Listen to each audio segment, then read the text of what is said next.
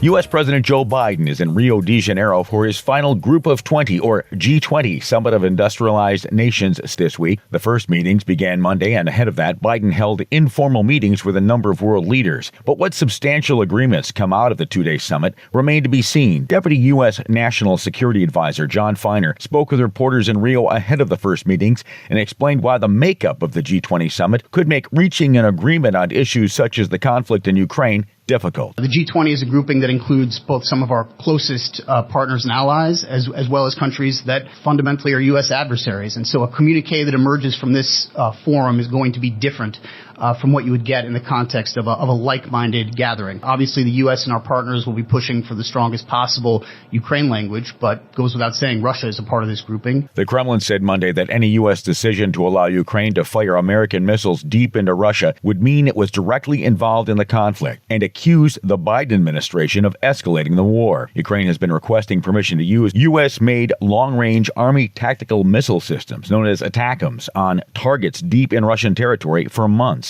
And Biden's authorization comes as Russia deploys up to 12,000 North Korean troops on the Russian border with Ukraine. British University of Bath Associate Professor of Security Patrick Bury told the Associated Press he believes the decision comes too late to have a major strategic effect on the battlefield. But he said expected use of the missile systems will most likely slow down Russian advances. Depending on the amount of ATACMS which come in, and also the clearance from the UK and France to use the Storm Shadow and Scalps, which are air-launched, I mean, the combined effect of those could, slow things down. And I think that would be, you look at the slowing down the tempo of Russian operations over this winter. This is VOA News.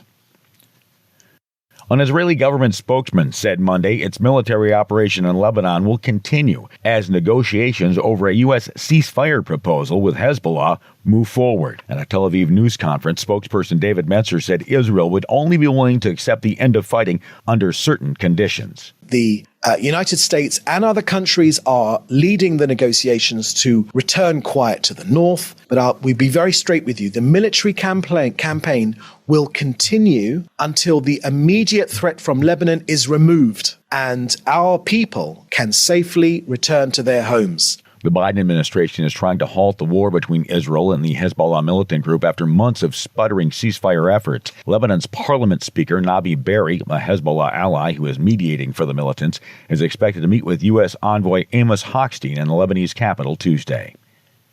U.S. President-elect Donald Trump's latest additions to his cabinet include Federal Communications Commission senior member Brendan Carr to lead that agency and oil industry CEO Chris Wright to lead the Department of Energy. Reuters correspondent Gabe Singer reports. Carr is currently the top Republican on the FCC, the independent agency that regulates U.S. telecommunications. He is a strong critic of China and has been an advocate of the FCC's hard line on Chinese telecom companies like Huawei. Carr is also a critic of the Biden administration's telecom policies and big tech. Over the weekend, Trump also picked Chris Wright to lead the Department of Energy. Wright is the CEO of an oil field services firm and a staunch defender of fossil fuel use. He is expected to support Trump's plan to maximize oil and gas production and to seek ways to boost electricity output amid a surge in energy demand for the first time in decades. He is also likely to share Trump's opposition to global cooperation on fighting climate change. Wright has likened efforts by Democrats to combat global warming to Soviet-style communism. That's Reuters correspondent Gabe Singer reporting.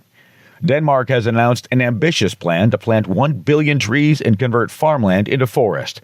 Associated Press correspondent Charles de Ledesma reports. The plans to convert 10% of farmland into forest and natural habitats over the next 2 decades in an effort to reduce fertilizer usage, officials called the agreement the biggest change to the Danish landscape in over 100 years. The Green Tripartite Ministry has been created to implement a Green Deal reached in June among farmers, the industry, labour unions and environmental groups. Jeppe Bruce, who's in charge of the ministry, says Denmark's nature will change in a way we have not seen since the wetlands were drained in 1864. Under the agreement, just over $6 billion has been earmarked to acquire land from farmers over the next 20 years. I'm Charles de Ledesma.